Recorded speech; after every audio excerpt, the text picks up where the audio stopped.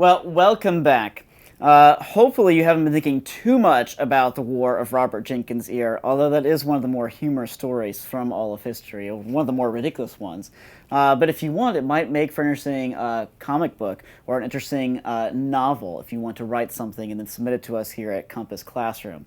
But either way, we have to look at yet two more wars today, one of which is very famous, but the first is lesser known.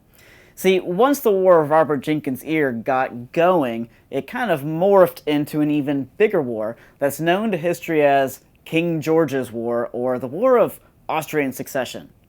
And the dates for this are 1739, when Robert Jenkins got his revenge, so to speak, to 1748. And the whole question was, when the Austrian throne, which was ruled by the Habsburgs, that great family, when its ruler died and really left no heir, there was a huge fight over who should actually take over the throne. And of course, the Habsburgs had their own person, the French had their own person, the English had their own person, and it was once again a huge argument. What eventually it led to was it led to a direct war between the French and the English. I can't even really explain how that it happened per se, but it happened because these two nations were eager to take each other's territory. Now, one of the issues that England faced was, how do we quickly take over the French and take all that vast domain of New France? And one of the problems was there was a great fortress at a place called Louisbourg, which is right on the mouth of the St. Lawrence River in modern-day Nova Scotia. And Louisbourg was called the Gibraltar of North America. Gibraltar is a famous British fortress there on the strait leading between the Atlantic Ocean and the Mediterranean Sea. And this was an incredible place. The fortress of Louisbourg, for example, was protected on one side by a natural reef, that if any ship went on it, it would be stuck on the reef and then could easily be blown up by the cannon on the fortress, of which there were more than 100. For the parts of the fortress that were not protected by a natural reef, they had 30-foot high walls that were 36 feet thick. Not only that, but it was guarded by thousands, especially some of the best French soldiers, and it had been built at a huge cost to the French. In fact, it had gone over budget, actually been double the cost it was supposed to be, and Louis XIV, who was the king when it was built, when he heard how much it was going to cost, he famously said, "Well, I better be able to see it from my bedroom here in Paris if it's going to cost that much money." He, of course, couldn't see it, but it was an impressive piece of military engineering. Well, the British decided, along with the American colonists, that they would take this fortress and quickly put an end to the war, or so they thought. So they assembled a huge armada, or a flotilla, of some 97 ships and well over 4,000 soldiers, made up of British regular troops, those redcoats, or made up largely of militiamen. They all went, and it took them 47 days of constantly bombarding the fortress with thousands. Literally, they've actually documented that it was around 4,000 cannonballs used to actually fire against this fortress at Louisbourg. All of this was done. They took the fortress, but the rest of the war continued. It didn't really stop anything. And in 1748, when they signed the Treaty of Aix-la-Chapelle, it didn't actually accomplish anything. It gave the British a tiny gain in land, but there was essentially no real gain to speak of. So all of this just put another conflict on hold.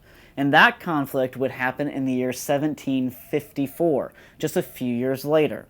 This is the war that we're most familiar with as Americans. We often call it the French and Indian War, but it's better known to the rest of the world as the 7 Years' War. And it actually lasted for longer than 7 years, because it lasted from 1754 to 1763. Now, what I want you to note about this war first, about this conflict, was this really was the First World War. In fact, it was during this conflict that there were battles, there were engagements fought on every single continent and in every single ocean. The only continent that wasn't fought on was Antarctica, which you can guess for obvious reasons. People don't really like fighting over ice and penguins. But all of these continents had some form of the conflict in them.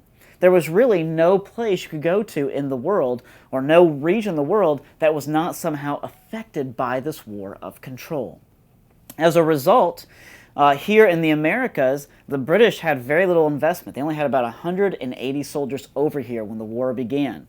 So they relied upon the militias to actually fight against the French, and beginning before the war began, they relied upon the militias to tell them if the French were building any new fortresses. After all, that great fortress of Louisbourg from the previous war, they did not want to see anything like that rise again because it was too costly to take over. So they hired various militiamen, including a very young colonel by the name of George Washington. And George Washington, who was from Virginia, was hired by the British to take his militiamen up north to the area of what we call Pittsburgh today, or western Pennsylvania. And there he was to survey and find out if there were any French forts being built in the area. It's a fort known as Fort Duquesne, which you can see here on the screen right now. And as you can tell, it doesn't really look like the way that you're supposed to say it. That's because French has lots of interesting phonetics to it. It's very different from the way that we normally pronounce things in English. When he first arrived, actually, he had a chance to talk to the English. This is before any of the war began. I'm sorry, he had a chance to talk to the French, not the English. He was serving the English. He had a chance to talk to the French, and he told them that they could not actually build fortresses there. It's kind of funny. It'd be kind of like you going over to some foreign nation and telling them what they can or cannot do. They're not likely to listen to you. Well, the French, very politely, as we're told George Washington to get lost, and I'm sure in some kind of great French insult. And George Washington took this information back to the British, and the British said, what the heck, let's go to war. So they sent him back again to the same area with instructions that he was to take over the area of what would become Pittsburgh, and he was to establish a British fortress in that part of the country. When he got there, the French had more men than he did. He ambushed them, fought a quick victory, but realized that they were going to be reinforced. They already had more guys than he did, so he had to retreat. He had his men dig in. They built a little place which he called Fort Necessity, and for the next day and night, he and his men, mostly Virginia militiamen, fought very bravely and nobly. In fact, Washington himself walked the perimeter of his fortress all day and all night long, exposing himself to enemy gunfire, exposing himself to the cannon of the French and so forth, and proved that he was a very active commander. He was somebody who was not willing to just let his men risk their own lives. He would risk his life with them and share the same burdens they had. That was one of the things that made him an excellent leader, especially in later years. But all the same, his 300 militiamen against the roughly 1,500 French was not enough. They couldn't hold out, so he surrendered to the French. Now, what's curious about this little episode is the French were so impressed with young Washington and his ability to resist them that they actually sent him home with full colors. That means he got to keep his flag. And they also wrote him a letter of commendation. It's like a letter of praise, which he was supposed to give to his commander, saying that he had fought as well as he possibly could have given the circumstances. So Washington won huge respect from this when he returned to Virginia. But that really was not enough because there was another problem occurring. When the Virginia militiamen returned to their homes, they learned that some of their homes or the homes of their neighbors had been attacked by the natives allied to the French. If you remember, these guys were all about home. These guys were all about those parish settlements. And so they wanted to protect home at all cost. So when they learned of this, they looked to their leader, Washington, for a solution to actually protect their home front, to actually protect their borders of Virginia. And so the British had a solution. They brought in several regular soldiers, several redcoats, in fact, 1,400 of them. And they were put under the charge of their commander, a man by the name of Ned Braddock. And Braddock was well known for victories back in Europe. He had taken British regulars into battle before, and he had won all kinds of victories against the various powers of Europe. There's just one problem. The way that he fought is kind of like what you see in the movies. It's where the British all lined up in neat lines, and they marched in unison, and they took turns firing with the enemy. The big problem with this is that the enemy, which was the natives in this case, didn't fight this way. The natives preferred to ambush you, or to hide behind trees, or to not fire, taking turns. After all, they saw that as ridiculous. Washington knew this, and he warned Braddock about fighting in this way. He warned him about his guys wearing those bright red uniforms in the woods because it would make them easy targets, which it did. And he warned them about taking the roads because that's exactly what the natives would expect, and that'd be the easiest way for them to be ambushed. Braddock, of course, said, "Well, I'm Ned Braddock. I can handle this." And as a result, when the battle came, or the ambush came, Braddock, who couldn't handle this, was killed along with 1,000 of his soldiers.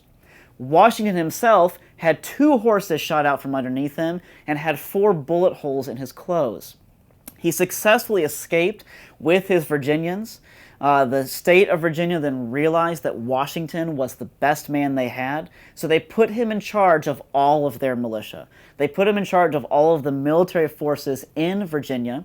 Washington then went, he retook Fort Duquesne, and he was able to successfully keep off all attacks from the homes of the Virginians. Now, the war was not over. The war was several years from being over. But this is really important that you understand this next point. Once Washington had protected the homes of the Virginians, he went home, along with the militia. They no longer had a reason to fight. In other words, the Virginians were not interested really in punishing the French or taking over new lands for the British Empire. The Virginians just wanted to protect their own homes. So they went home. The British, meanwhile, brought in 20,000 soldiers. And these soldiers would fight everywhere from Guadalupe to Niagara Falls to Ticonderoga. We'll talk about the great battle they were involved in at Quebec tomorrow.